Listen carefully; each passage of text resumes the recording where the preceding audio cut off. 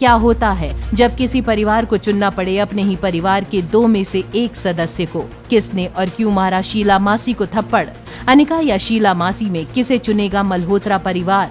क्या सनी आखिर बताएगा रोहित को उसकी बेटी के बारे में?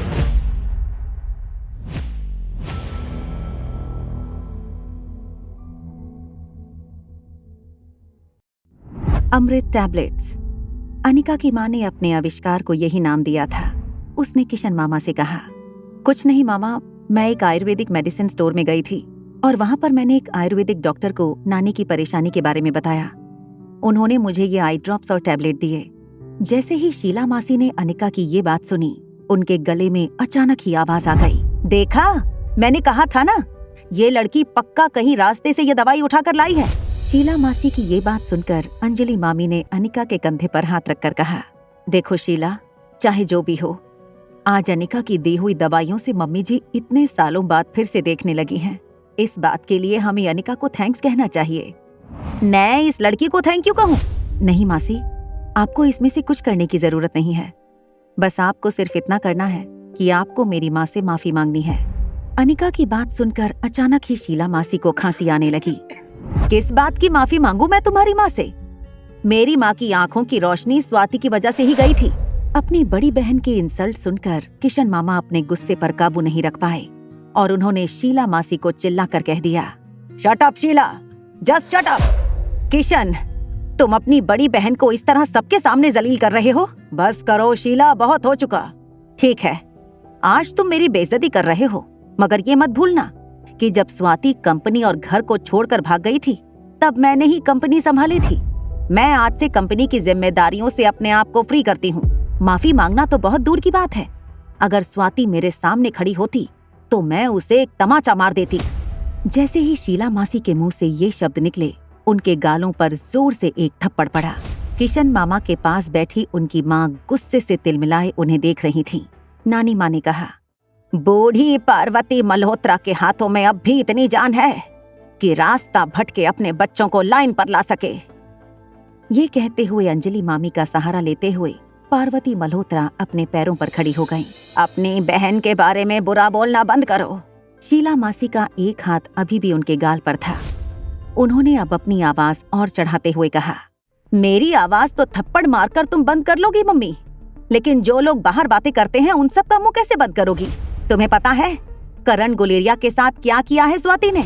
थोड़ी परेशान होकर पार्वती मल्होत्रा ने किशन मामा के सहारे शीला से दूर जाते हुए कहा, हो सकता है स्वाति की कोई मजबूरी हो जिसकी वजह से उसे ऐसा करना पड़ा हो। अनिका के लिए अपनी माँ के बारे में ये सब कुछ जानना एक बहुत बड़ा शौक था। अपनी माँ के सामने आते हुए शीला मौसी ने कहा, मगर उसने धोखा दिया है और ये बात सब जानते हैं। आज इस अनिका और मुझ में से किसी एक को चुनना होगा तुम्हें। या तो वो इस घर में रहेगी या तो मैं इस खानदान का हिस्सा रहूंगी। शीला मासी की ये बात सुनते ही पूरे कमरे में सन्नाटा छा गया।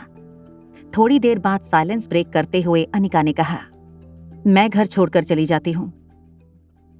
ये कहकर अनिका कमरे से बाहर निकलने लगी, मगर किशन मामा ने अनिका का हाथ पकड़कर उसे रोक लिया और कहा, ये तुम्हारा घर है, तुम कहीं नहीं जाओगी। जब कोई कुछ नहीं बोला तो शीला मासी समझ चुकी थी कि मल्होत्रा परिवार ने अनिका को चुना था। तुम इस वक्त मुझे ठुकरा रहे हो, अब कंपनी का जो होगा उसकी जिम्मेदार मैं नहीं। ये कहकर शीला मासी बाहर जाने लगी। जब तक वो मेन डोर तक पहुंचती तब तक पीछे से कोई आवाज नहीं आई। शीला मासी खुद ही रुक गईं और चिल्लाना शुरू कर दिया, तुम सब लोग मेरे साथ बहुत बुरा कर रहे हो। आज तक मैंने मल्होत्रा फार्मेसी को संभाला था और उसके बदले में तुम लोग मेरे साथ ये कर रहे हो। अब मैं भी देखती हूँ कैसे बचाते हो तुम सब मिलकर मल्होत्रा फार्मेसी को। आज से मैं शास्त्री फार्मेसी के साथ मिलकर उस कंपनी को बर्बाद करने के लिए दिन रात एक कर दूंगी। मल्होत्रा परिवार को ये धमकी देते हुए शीला मासी अपनी गाड़ी में बैठकर चली गईं। अंजलि मामी पार्वती मल्होत्रा को फिर से बेड पर लेटाते हुए कहने लगी, मम्मी जी, क्या वो सचमुच मल्होत्रा फार्मेसी बर्बाद कर देगी? इस बात की टेंशन किशन मामा को भी जरूर थी, मगर इस वक्त किशन मामा को शीला की चुनौती से ज्यादा कल्याण शास्त्री की फार्मेसी कंपनी का डर था। अपने मामा मामी को टेंशन में देखते हुए अनिका ने कहा, मामा, क्या मैं आपकी कोई मदद कर सकती हूँ? नहीं बेटा, तुम इन सबसे दूर रहो। ये कहकर वो कमरे से चले गए। दरअसल कल्याण का मार्केट शेयर जिस अमृत टैबलेट की वजह से बढ़ने वाला था, वो उसकी माँ की बनाई हुई फॉर्मूला का ही नतीजा था। Marwah industry head office top floor पर सनी रोहित से मिलने के लिए वेटिंग लाउंज में वेट कर रहा था। सनी इस बात से अभी भी गिल्ट में था कि उसने रिया और आर्यन की सच्चाई अपने भैया से छुपाई थी। अब दादी माँ का ऑपरेशन भी हो गया था। सनी को लगा अब उसे रोहित को सब सच बता देना चाहिए।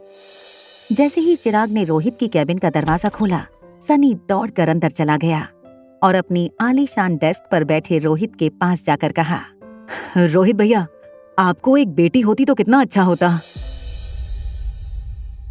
सनी की इस बात का क्या जवाब देगा रोहित?